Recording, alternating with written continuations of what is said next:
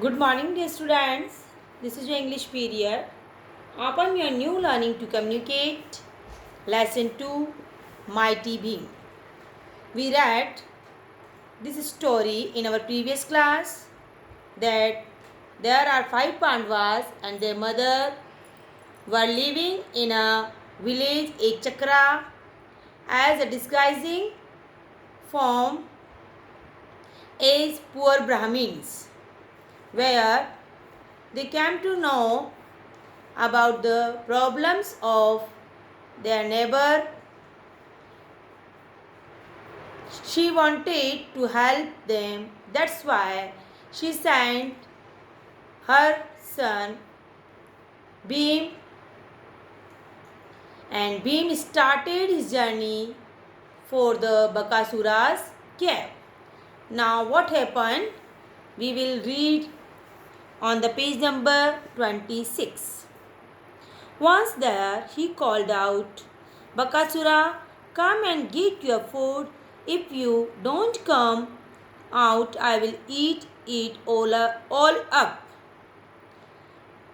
Finally, Bhim reached there and called out, Demon Bakasura, Bakasura, come out and get your food. If you will not come, then I will eat everything. Bakasura could not believe his ears. No one had spoken to him rudely before. He rushed out of the cave furiously and attacked Bhim, but Bhim showed no fear. Bakasura could not believe on his ears because no one had spoken like this way before. Rushed out means run out. He ran out from his cave furiously. Furiously means extremely angry and attacked him. He hit Bhim, but Bhim showed no fear. As we all know, Bhim was fearless. He turned his back on the demon, sat down and began to eat the food. Bhim sat down and started to eat the food. In his fury means anger, Bakasura struck a heavy blow on the back of Bhim's neck.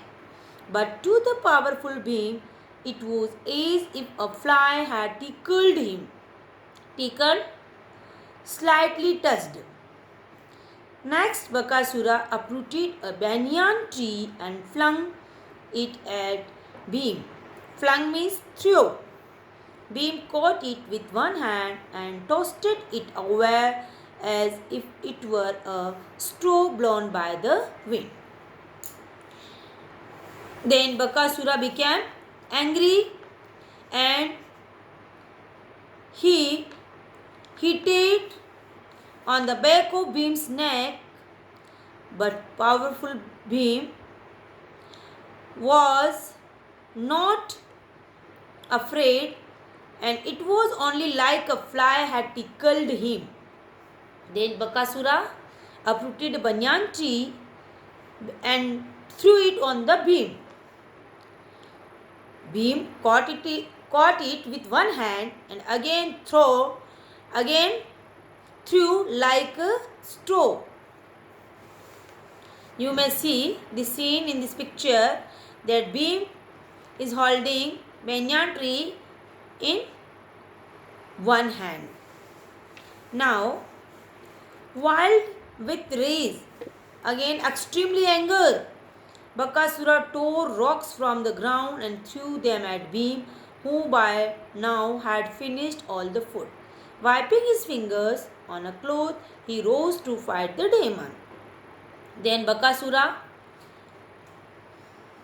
picked up some rocks and threw out at the Bhim. And now this time Bhim had finished his food and he rose to fight the demon. Okay? What struggle there was. Struggle means fight. It was as if two of the world's biggest mountains were wrestling. Why we are calling them biggest mountains? Because they both were huge. The earth and the sky trembled as they fought. Trembled, shagged.